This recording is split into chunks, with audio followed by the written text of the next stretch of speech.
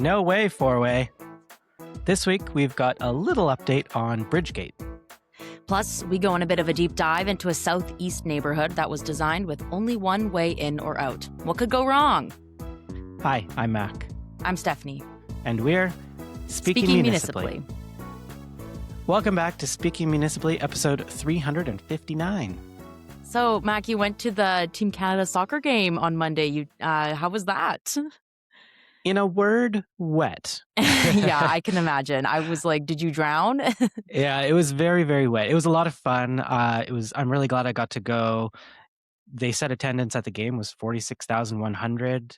Even though there was all of that rain, it rained nonstop. Actually, it was really funny. My sister and I were walking back from the train on the way home, and it stopped raining. But until then, just rained the whole time. But it was really fun. Canada won, obviously, 2-0, which was great. And just really cool to get to see our national team before they go off to World Cup. Yeah, very exciting. The rain caused some problems. The LRT was a bit slow and backed up in some cases. But overall, I think everything went pretty smoothly. I have no complaints about the game. Everyone was really friendly. All the volunteers were great. The staff were great. The concessions didn't work so well. There was a really long line to get out of the seats into the concourse, and then the concourse into the concessions. There's only a couple at Commonwealth. It was just jam-packed. And I saw on LinkedIn a post from our friend Jason Sfixe over at Build Edmonton Metro, and he said it was his one gripe, actually, was the concession stand. So the concession stands at Commonwealth are actually run by volunteers. It's one of these fundraising opportunities for charities. And he said, for a world-class international event, food and beverage service should be run by experienced private operators. Feels like a missed opportunity relying on volunteers at this scale. And I find myself in agreement with that. I think, we don't have world-class events like the World Cup all that often, but when we do, we really should put our best foot forward, and that includes some food and beverage options at a place like Commonwealth. I mean, it is a very old stadium. You got to work with what you got to work with, but that is something that I think could be improved in the future. Yeah, definitely. So the footy scran wasn't quite up to snuff. I don't know what footy scran is. Enlighten me. I only learned about this a few weeks ago. My friend showed me this Twitter account based in the UK called Footy Scran. And scran is a slang term for food, grub, nourishment, and footy scran is the scran that you get at the footy match. But the funny thing about the pictures is that they range from everything from like a cheese panini, which is really just a bun with literally nothing in it, to like a delicious Korean fried chicken bucket. And it's just really funny, comical to see the difference. But also you can play this game called Scrandle. It's like came from that rush of Wordle, like the Wordle gold rush, where you vote on which of the two footy scrans you would eat. And then if you vote with the crowd, you win. And I've been playing it, and it's a very fun game. So link in the show notes for Scrandle and footy scran. Very entertaining. I wish I'd known about that. I could have done that in the line waiting for my scran at Commonwealth. Yeah, exactly. Fun. Okay. Well, thanks for that. Overall, really great. I'm so glad Edmonton got to host this game. It's too bad we're not a host city for actual World Cup games, but still great for Edmonton to be on the stage like this. Okay, before we get into our bridge update and other things, we have an ad for you. This episode is brought to you by U of A Reads, a podcast from the University of Alberta. There are some really compelling conversations waiting for you right now. Explore the growing collection. One episode features Jordan Abel, exploring the lasting impacts of residential schools and what it means to write about contemporary Indigenous experience.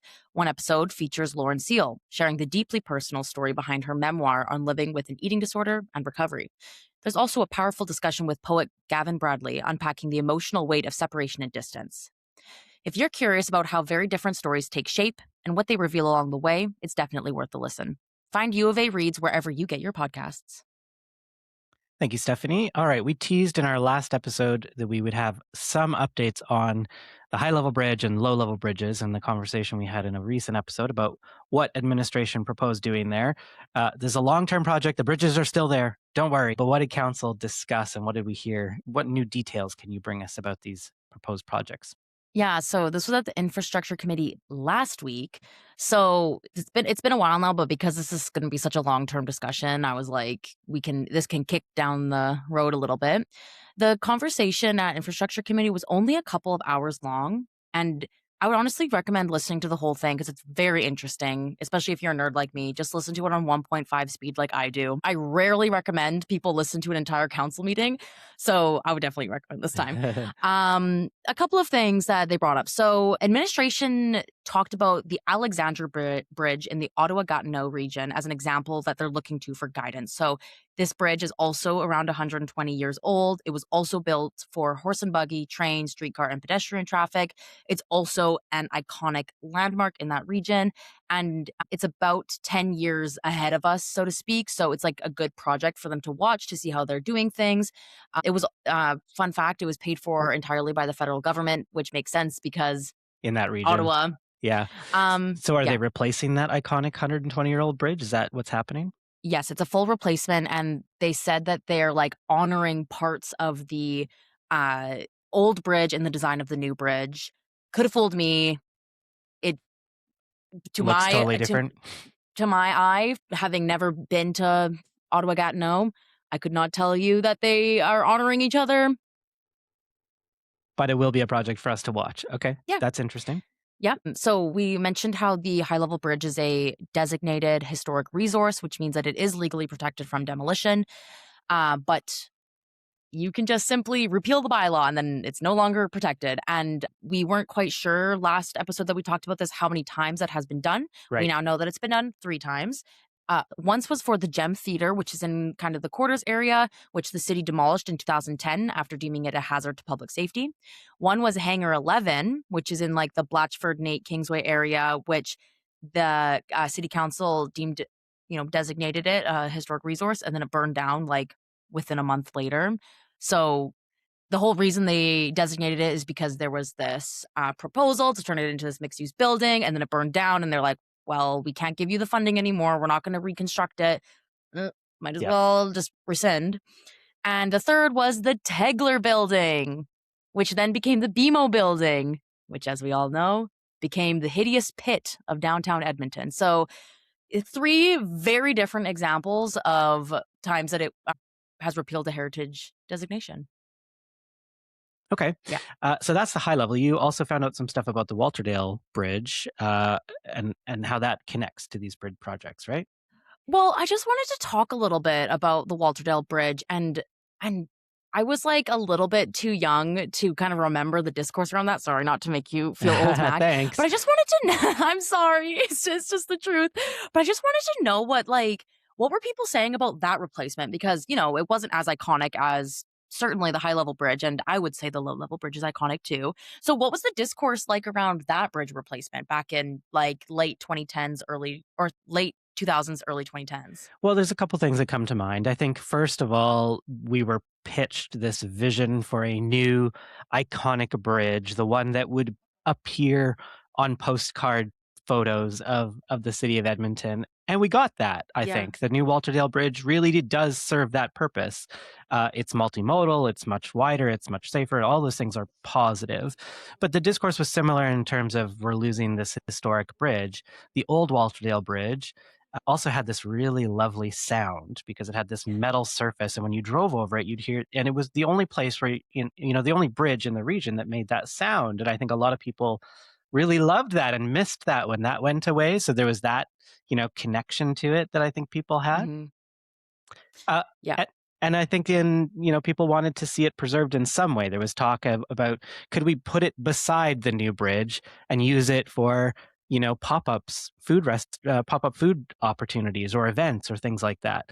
Of course, none of that happened in the end, and we ended up with just a brand new bridge. But people wanted to see that saved as well for lots of those same reasons as the high level bridge. It's perhaps not as historic, not as iconic as the high level bridge, but people still had a connection to it, and it has connections to the early days of Edmonton, and so people wanted to see that preserved in some way.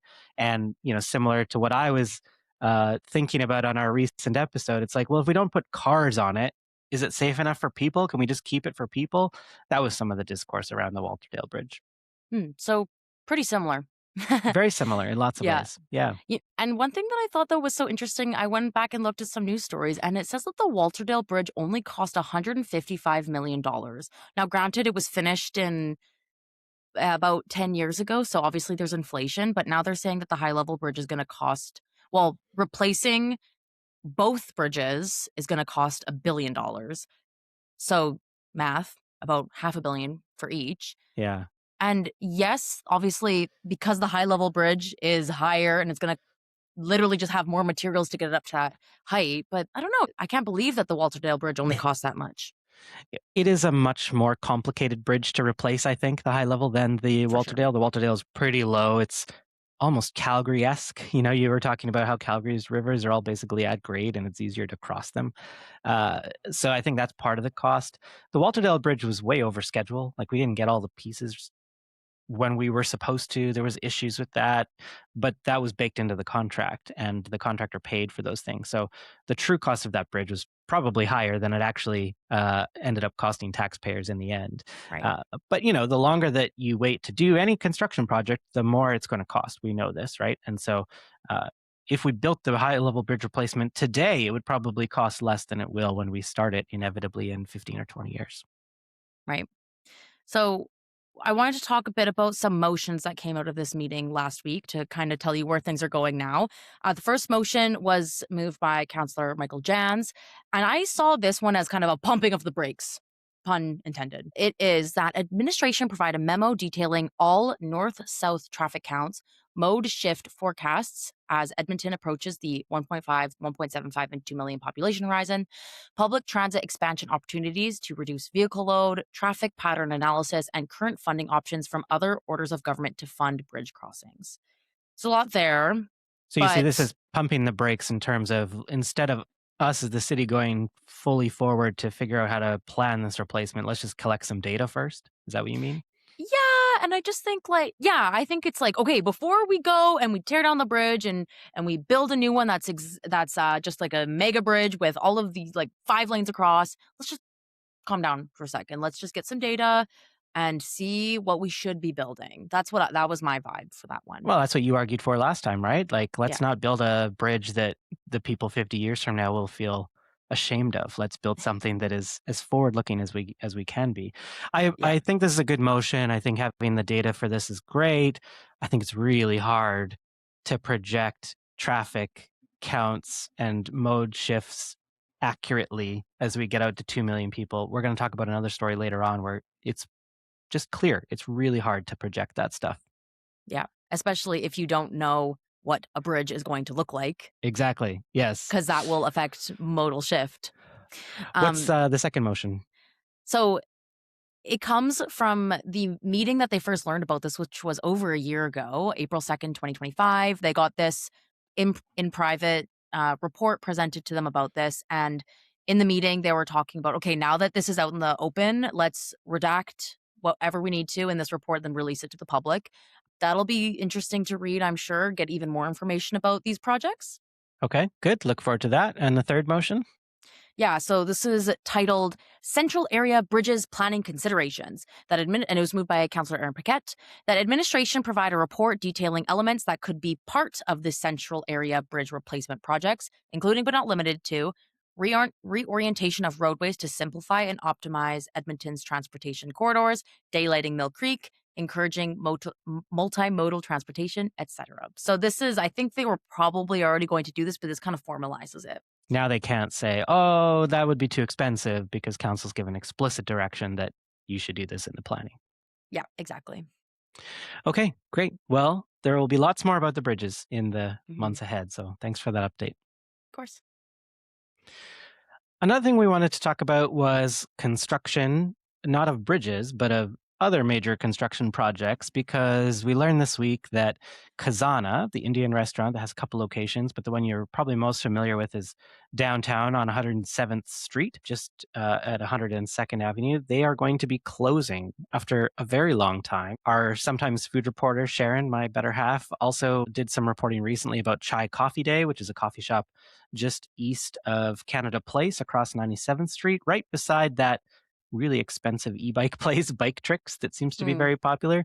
They're also closing they closed as of May 30th. And when she talked to the owners there, they cited the surrounding construction there as really the reason. There's been all this construction along the avenue there For what reason, we're not really sure, but there's all of this construction. For Kazana, it was the Valley Line West is the most recent thing that has impacted their business, but of course, before that, it was the O'Dayman Park construction. These are two incredible infrastructure assets, the park and the LRT, that should mean that businesses in that area, such as the restaurant, could thrive, but they have to survive the construction in order for that Hmm. to be the case. The owners of Kazana said, after years of ongoing construction, limited access to our location, and the uncertainty of continued disruptions in the future, we have made the difficult decision to cease operations. What do you think about these things, Stephanie, when businesses are shutting down for construction of these major projects? Yeah, it really sucks. Another thing that you didn't mention that's coming to that area is like 2,000 housing units as well. Right. And a lot of them are geared towards students. Like, I just, it really sucks because I feel like in 5 to 10 years, it's going to be popping off in that area. But for right now, I can imagine it'd be really hard to, make it work. I don't think I've ever personally decided to go to or not go to a restaurant because of construction, but that's just because, like, I don't really drive and park places. I'm kinda used to having to walk, like, around a pedestrian detour to get places, and, like, if I really wanna go somewhere, I'll go. Yeah, but I get it. Yeah, we went to Seven Kitchens, which is a relatively new Chinese restaurant over by this Chai Coffee Day place, just on the east side of Canada Place. And because we were walking and we knew we were going to go there, we persevered. But it was really not obvious how to get there, and it was kind Mm, of amazing that the restaurant is open given the construction around that. And it's similar with Kazana, like some days actually it's challenging as a cyclist or a pedestrian to even get into O'Dayman Park off 107th Street because of all of the construction they're doing around there still. So it's kind of amazing to me that they stayed open as long as they have. All of this made me think of a conversation we've had on the show before, back in August of 2024, actually, which is when then Councillor Knack brought forward this motion to come up with some kind of a program for businesses impacted by the Valley Line West LRT construction along Stony Plain Road. And I had said in that episode that I went down Stony Plain Road and was shocked at the level of disruption to those businesses. There was a proposal back then for, some financial compensation for businesses, but also a grant program. Council voted against it 8-5. And it was one of those super interesting votes where the people who were aligned on the 8 side and the 5 side were not the ones you typically see vote mhm. together. And then that didn't go anywhere after that. And this was not even to approve the project. It was just to bring forward an unfunded service package that council could then consider at budget time. Administration at the time had recommended against it, saying it was probably going to be too expensive. But it made me think that perhaps it's time to revisit this. And now that Councillor Knack, who had brought this up a number of times when he was a councillor, is the mayor, maybe there are some other levers he can pull here to try to do something about this. Yeah, I mean, this is so tough because I know they make it work in other cities, and there are many programs and services that we've talked about on the show where for some reason Edmonton just can't seem to make it work, like the private tree bylaw that we talked about. I do kind of echo what some counselors said way back then 2 years ago that, $250,000 for all of the businesses that are affected, that's only going to be maybe about $2,250 per business. Is that really going to help that much? You would need to provide pretty substantial money to these businesses to make the program actually make a difference. And I don't know. Yeah. I agree. I mean, I said that at the time too, that it just doesn't seem like enough money to make a Hmm. difference. And it's really hard to disentangle why is the business unsuccessful, right? Yeah. But like you said, other Montreal, Calgary, lots of places do have programs or grant programs or financial compensation programs that do help a little bit. And I think the first part of it is just an acknowledgement from the city that this is going to be impactful on your business and we're going to do something about it. It's not going to solve the problem, but it's an acknowledgement that this is rough and we're going to do something to help, right? I think that would go a long way to just bolstering the mood amongst the business community about these things. But I've been thinking about this over the last couple of days, and I feel like the missing piece perhaps is like, what is the stick for the city here? When we sign a contract with a big developer, like for the Valley Line West or for the Walter Dub Bridge, like you were talking about earlier, we can build things into the contract so that if there's delays or whatever, the city is compensated for that. Mhm. But there's nothing for these businesses. If the city says, well, we're going to have to take a bit longer, or we're not going to coordinate those things, or it's going to take another season, there's no penalty for that. Nobody gets fired. Nobody pays anything extra. Like, there's really no stick here for the city to ensure that these things happen as smoothly as possible. So I don't know what that looks like. I think, like you said, this is a thing that other cities seem to have figured out, and I feel like we should revisit the conversation and try to explore what could be done here, because there's so many projects in the city that happen all the time, and they don't just happen. They linger. Like, let's Mhm. get them done as quickly as possible, close things down completely, go really intense for a while, and then open things back up as quickly as possible. But there are no incentives or disincentives to encourage that type of behavior currently.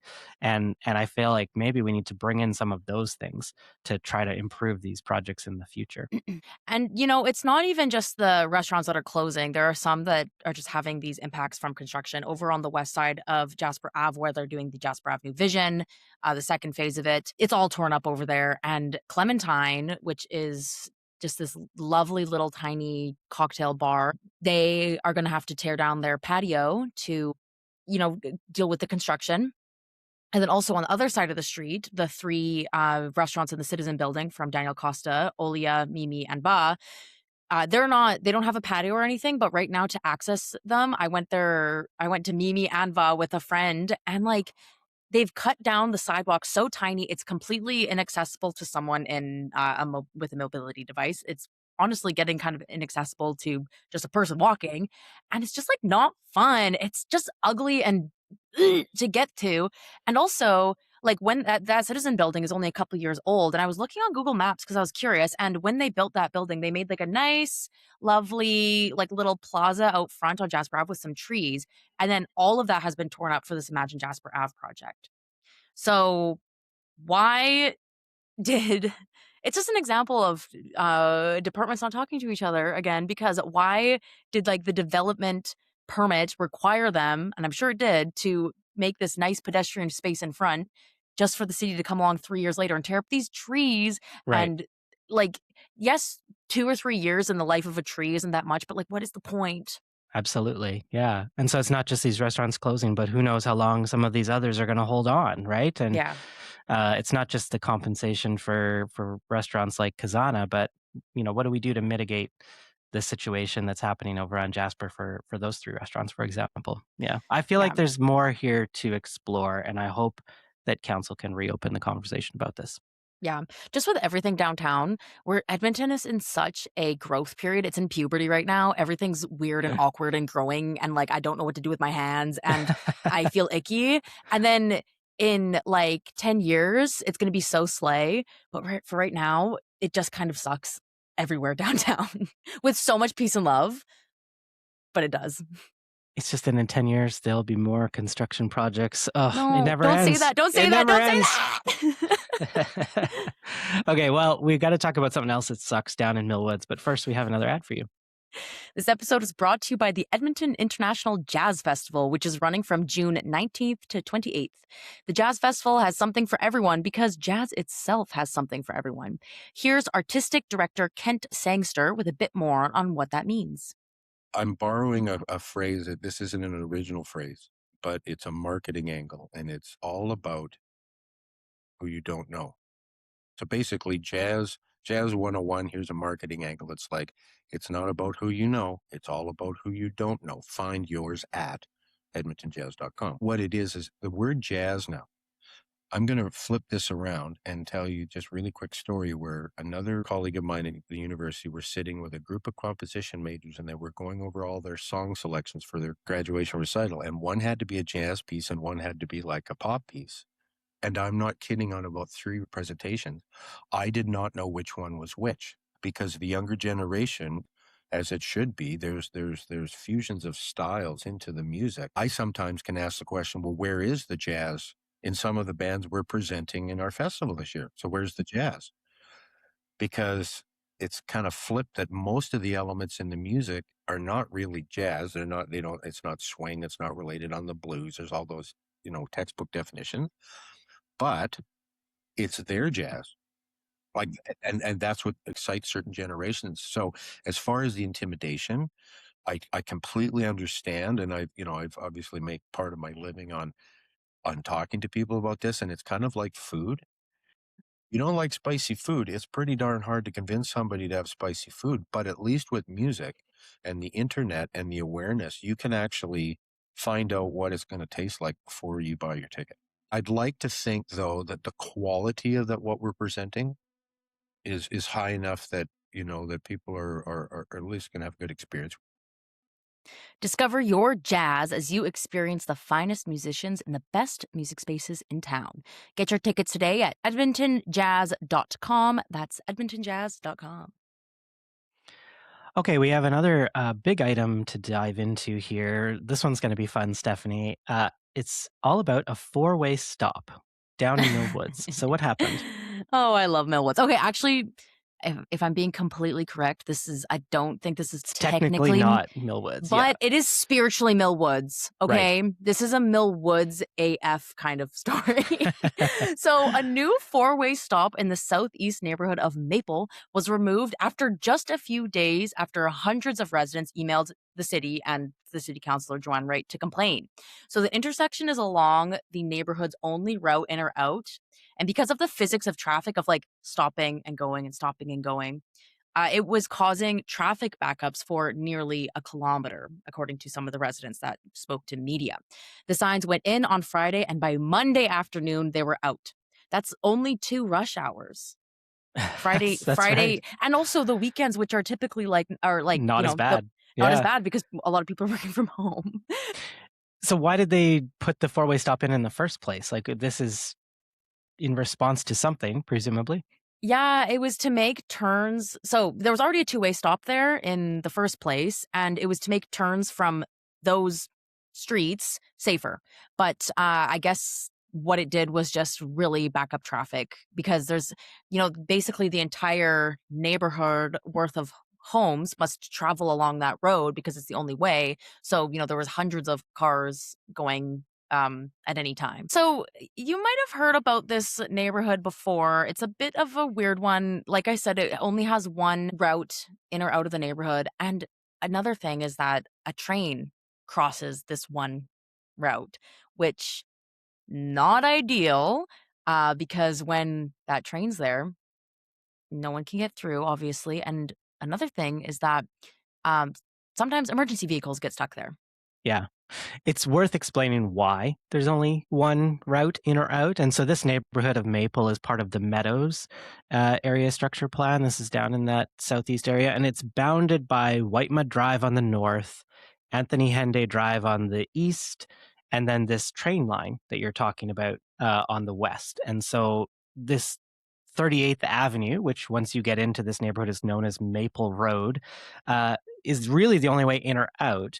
And it made us wonder, like, why did they develop it this way? Like, why is there only one road in or out? Knowing that there are these other big boundaries, like you just can't cross Anthony Henday, you can't cross Whitemud Drive. It's challenging to cross a train line.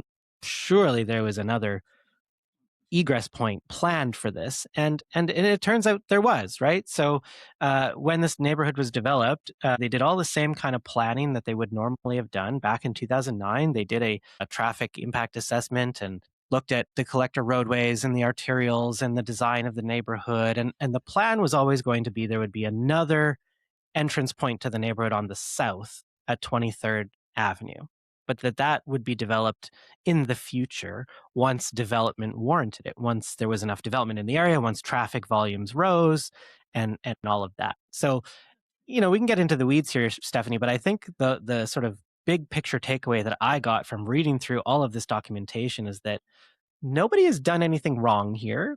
Nobody has miscalculated what we need to have happen and when. Nobody has not followed through on an obligation that they must follow through on.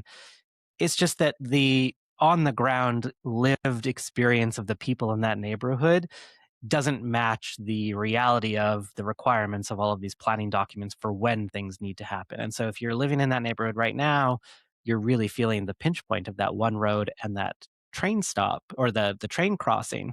And it's just that the second access road on the south was never going to be built by now Mhm. because the scale of development hasn't yet warranted it. And, like, I think that many residents in the neighborhood would disagree with that it hasn't warranted it based on their day-to-day experience, but, like, according to the planning documents, that's that's what they say. Yeah, there was a resident in the CBC reporting who said, our issue is that there was no hindsight when they let them develop all these new communities in our area. They just let them build more and more houses, but there was no infrastructure or road infrastructure put in place before. So, as we know, when these new developments are built, it is the developer's responsibility to build a lot of that infrastructure. They build it to standards that the city has set out. There are agreements for contributions that are made to arterial roads and things like that. And at some point, when they're all done, they get handed over to the city for maintenance, right? And so Jessica Lamar, who's the City of Edmonton's Director of Safe Mobility, said it's up to the developers in the Meadows area to go and make upgrades to the roads. And that includes the 23rd Avenue and Maple Road connection down at the south part that I talked about. So I did a little bit of a deep dive here, Stephanie, because I thought this was super interesting. If you look through all the documents, so tracing this from 2009 to today in 2026, councillors did talk about this back in as recently as 2022. And at that time, they decided against constructing that 23rd Avenue connection to the neighborhood. It would have cost $11 million. So partly it was too expensive, but also it would have been a dangerous precedent to set because, again, it's developers that should be doing this, not the city of Edmonton, right? And if the city Mhm. just steps in and starts to build this, it's like, why don't they do that all around the city? And that just would Yeah, not be tenable from a tax point of view.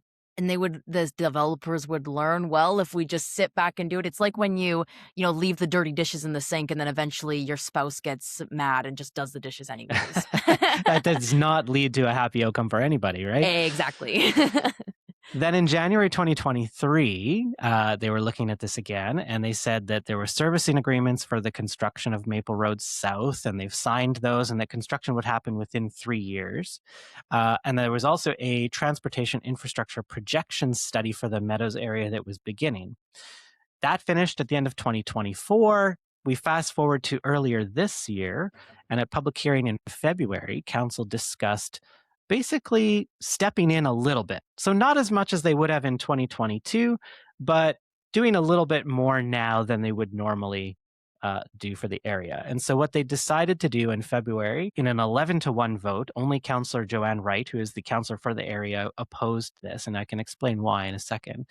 They basically changed the responsibility for some widening of roads from the developer to the city and others from the city to the developer. The whole idea here was just to speed up the development of those widenings. Now, they're not to construct that 23rd Avenue connection. That is still a couple of years away, but widening roads along 23rd Avenue and widening 17th Street are what is now going to happen a little bit more quickly because it'll be the developer who's responsible for that. And that is because of traffic volumes in that overall area. So not just the Maple neighborhood, but the Meadows area overall has just incredible traffic volumes now. And so this is for safety and capacity and things like that. The connection of 23rd Avenue up into the Maple neighborhood has now been changed to a city responsibility. The first 2 lanes will be done by the developers, but the widening to 4 lanes, eventually, the longer term plan, would be a city responsibility. That is still a dirt road currently. And so some people can use that to get in and out of the neighborhood, but there's another train crossing there. It's not a proper road.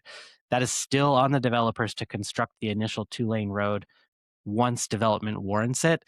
We're just not there yet, is the harsh reality. So you mentioned Counselor Wright opposed it. Why was that?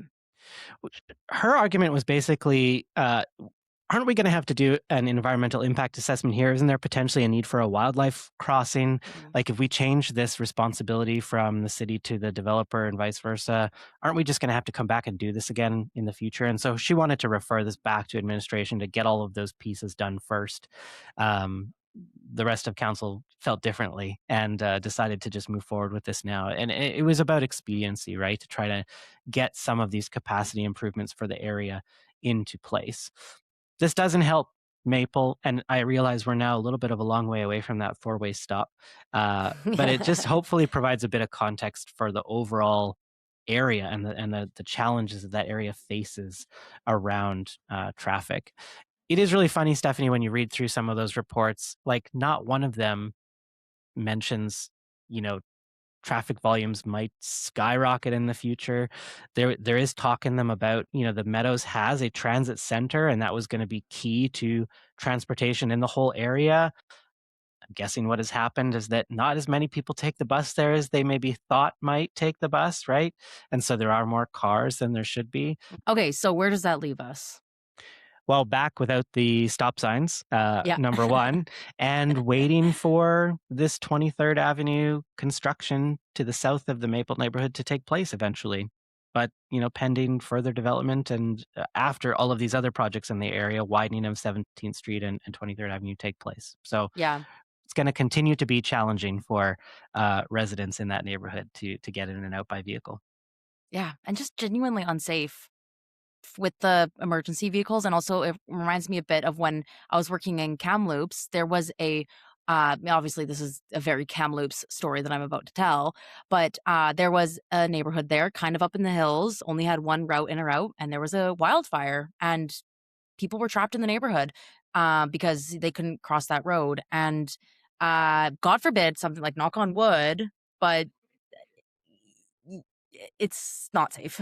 Yeah, the city documents do clarify that developers of the area are required to maintain 4-hour emergency access via 23rd Avenue, which is why there's that dirt road. And that requirement will remain, and it'll remain in place until they build that, formal secondary access via the 23rd Avenue extension. So there is another emergency route. It's just not the same as a proper paved road. No. It kind of makes me want to go down and do a deep dive there, Stephanie, in the Maple neighborhood. I actually have spent a bit of time over there. I have family in the area, but I've never really gone far enough east into the neighborhood. I kind of stop at Tamarack, which is the neighborhood just to the west of there. But I'm sure we could find some pretty interesting stories down there. Yeah, for sure. I love the Southeast. I love Meadows, Millwoods. Grew up in that area. Grew up going to the Meadows Esso for Slurpees. It's a great little neighborhood. Maybe we'll do a Speaking Municipally road trip at some point. Oh, also, I rode my bike down there on all the new bike infrastructure like last summer, and it was a lovely, quick, and low stress experience. Nice. Okay. Yeah. Good shared use paths in the area. Well, if you're down in the area and you want to come talk to us, hit us up. Send us a note. We'll see if we can make that happen. Okay, something that is happening. You're doing something fun coming up here in June. Tell us about that.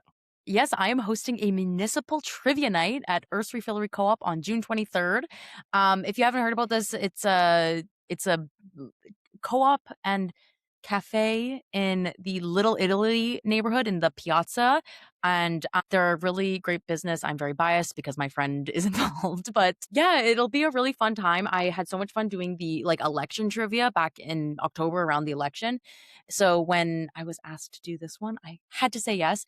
I'm kind of basing it a little bit around civic engagement as well as municipal trivia. So it's going to be based around not every question, but a lot of it will be about people who had their voices heard and made a difference or didn't make a difference, because there are lots of examples of both of those things. So yeah, I think it's going to be really fun and hopefully educational on how you can get involved in civic stuff, because that's what I'm passionate about. I don't have a ticket link or anything, but it'll for sure be on the Taproot calendar and in future show notes. But it'll be really fun, and I'd love to see you guys come out and try some delicious drinks and snacks and at the cafe, and you can refill your beans and pasta at the refillery. Awesome. Okay, well, you're the perfect person for that. Stephanie, of course, writes Your Turn every Friday, usually at least, which is our overview of all the different public engagement opportunities that are taking place around the region. So that's in your inbox already if you subscribe to the Pulse. And if not, you should get that regularly. It's a great feature. What's the holdup? Okay, well, that sounds like fun. We'll be back next week with more fun from City Council. I think we're going to be talking about the most Edmonton topic ever, which is parking. So stay tuned for that. Until then, I'm Mac. I'm Stephanie. And we're Speaking Municipally.